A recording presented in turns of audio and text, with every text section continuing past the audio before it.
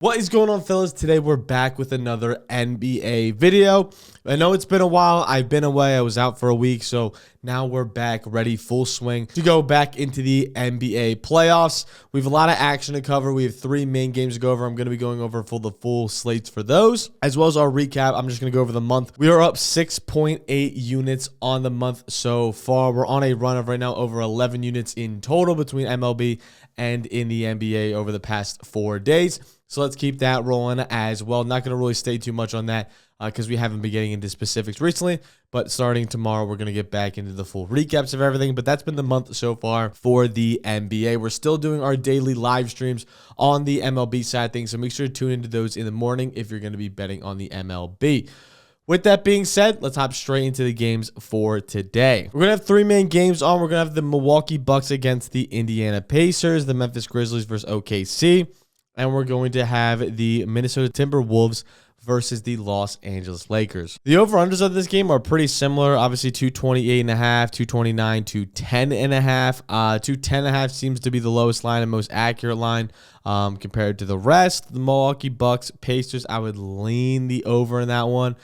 I would also lean the under in the OKC game. I know the books and most everybody's on the over in that game, but I think the under would be the better side to have. Looking at just spreads, obviously OKC favored by 14.5 after they just destroyed the Grizzlies by 50 points. Is that going to happen again? Probably not. You really can't put any bets on that. I think a lot of people are on the Memphis spread for this game. Plus 14.5 is a very large cover to have. So getting that at plus 14.5 wouldn't be the worst in the world. Now, again, OKC is favored by, and I don't even think the graphic that's on the screen is right. I think it's by way more than this. From what I saw, OKC was favored by like more than 500. So the graphic's a little bit wrong, but that's okay. OKC is favored by minus 1,000 in this one, not minus 245. I don't know where I got that number, but that just is a note. They're minus 1,000 in this one. Memphis is plus 640. Then again, I would lean the cover for Memphis at plus 14.5. I don't expect them to get absolutely their doors blown off once again. They shot like absolute dog shit. They had no answers on defense. As soon as Ja was off the floor, their ball handling went all over the place. I think they're going to be able to kind of regroup a little bit better in this one, and I don't expect them to lose by another 50 points. Is it going to be a clean game? But I think they could keep it within 15 and probably lose by like 10. OKC, I still think, is sweeping the series. With that being said, going to the Milwaukee game, which is the first game, I think the over-under on this game, I'll take the over on this game. It's been kind of the trajectory. But the Bucks in the regular season, when Dame is played, he's questionable for this game. Is he going to play? I don't know. But he is questionable for this game. If he does play, I think the Bucks win pretty comfortably. Getting the plus 160, plus 150 is very good value. So I would definitely lean that way for the Bucks. For the Pacers side of things, they're minus 178, but it is questionable as the Bucks kept it an interesting game in game 1. They shot like shit. The starters really sucked outside of Giannis. I think Giannis is going to have a good bounce back opportunity to be more of a playmaker in this game, as they're probably going to just try to shoot doubles at Giannis the entire game because he was literally their entire offense. Then for the Lakers and Minnesota, the most exciting game that everyone's looking forward to. Lakers are favored by 5.5. Minnesota plus 200, minus 245. Now, the value's probably at the Minnesota money line, but I'm taking Lakers at minus 5.5 today. You will see that a little bit later on.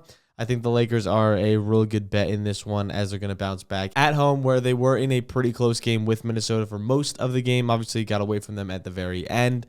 But for most of the game, they were able to keep it relatively close. And obviously, they were doing everything right from a schematic standpoint. They just couldn't quite get everything to fall their way. And Minnesota was just having some crazy things go their way.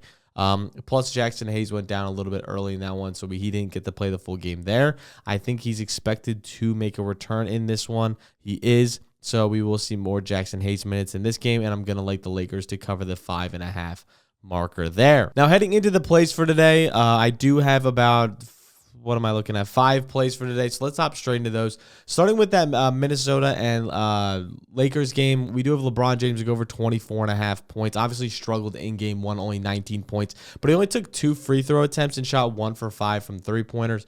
I don't think that's going to happen again. Obviously, it's some wide open looks. He just missed wide open threes, and he only attempted 2 free throw attempts, even though I feel like he got fouled probably 5 times in the game. Again, I think those are going to come over time. He's averaging over 6 free throw attempts per game versus Minnesota this this season with 10 in the last game.